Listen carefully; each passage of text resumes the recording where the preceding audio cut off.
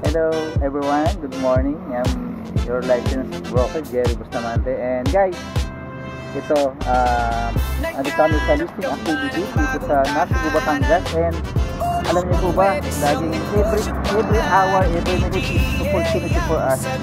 So aming course is 1 p.m. to 2 p.m. ang schedule. But ginawa namin productive yung aming oras sa pamamagitan ng planning. At yung planning na meron kami ngayon, guys, meron tayong open opportunities about farming, organic farming, especially guys sa mushroom community.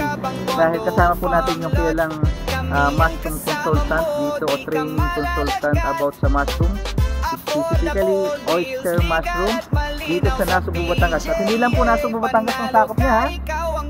Lahat po ng mga party dito sa Batangas pinupuntahan niya. And siyempre, hingan po natin ng konting mensahe itong ating consultant, si Ma'am Jalin.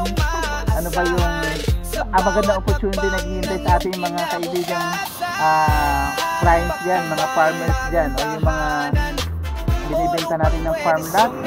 Ano ba magiging productive yung inyong farm lot na bibilin sa akin bilang licensed broker? Nasalag sa sukat na 1,000 square meter pwede tayo magkaroon ng mushroom farm. Ma'am Jalin, ano ba yung masasabi mo about dito sa organic farming na binabanggit mo, pinag-usapan natin? From barbero, ako ay lumipat. Licensed real estate broker na ang tawag. Barberong broker, sa inyo'y may dalang ngiti, siguradong maaasahan sa bawat property. Naghahanap ka ba ng bagong tahanan? O lupang pwede siyong negosyo? Sige lang, mama. Guys, alam kong nabitin kayo kahina doon sa counting information natin about sa opportunities sa organic farming na ibinahagi sa atin Ma'am Jalin. So after po namin bumisita sa mga available farmer, andito na ulit kami sa pwesto niya, and syempre tatapusin po natin yung ating konting interview sa kanya. So andito po tayo sa kanyang resort. Ayan, si Ma'am Jalin. Ganyan, para makita namin. Question and answer po. Okay. Ayan guys, alam kong nabitin kayo kayo na sa konting information na nabigay namin about sa organic farming. So as licensed real estate broker, marami po tayong hawak ngayong farm, and siyempre para matulungan naman natin ating magiging kliyente sa farm, gusto ko naman pong i-share sa inyo ano po ba yung opportunities na meron tayo dito. And siyempre, samantalahin na po natin ang pagkakataon na kasama po natin ngayon at kapartner natin dito ngayon sa ginagawa natin ng isa po sa talagang famous consultant pagdating sa organic farming, which is the ano nga yung mushroom mo, ma'am? Oyster mushroom. Tama, oyster mushroom na. Ay guys, tanungin natin si Ma'am Jalin kung ano ba yung may share niya about sa organic farming and oyster mushroom. Ma'am Jalin, bigyan mo nga ng idea yung ating mga manonood para at least yung mga kaibigan natin dyan, yung mga farm lot, 1,000 square meter, lalo na malaki, paano ba ito magiging productive?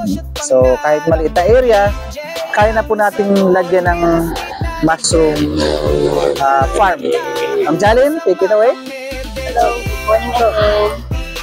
So sa mga gusto mag-farm, yan, okay.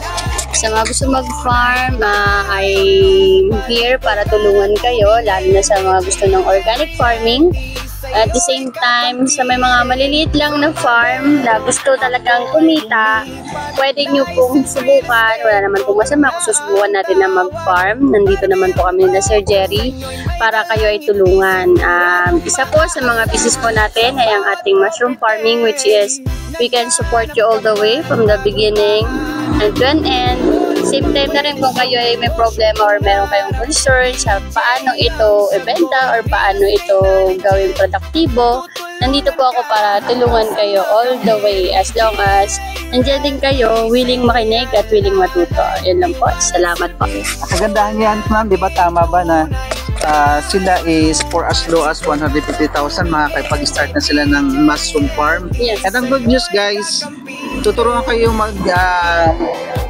mag-produce mag-culture ng mushroom at wala na po kayong problema sa bibili kasi sila na po mismo ang bibili, si Ma'am Jaline, meron po sila. Kailangan po nila yan, tuturuan kayong magtanim, mag-culture at sila rin bibili ng inyong harvest.